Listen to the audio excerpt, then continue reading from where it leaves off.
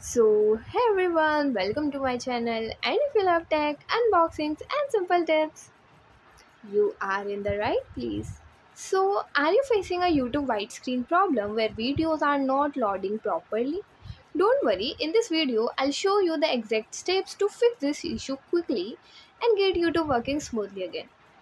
Let's get started. For this, open the settings app on your device. Now scroll down and click on the apps option. Click on YouTube. Now click on force stop option. Click on OK. Now click on storage and cache. Tap on clear cache. And yeah, that's it. And if you find the information given in the video helpful, please like the video, subscribe to the channel and press the bell icon for more updates. Thank you.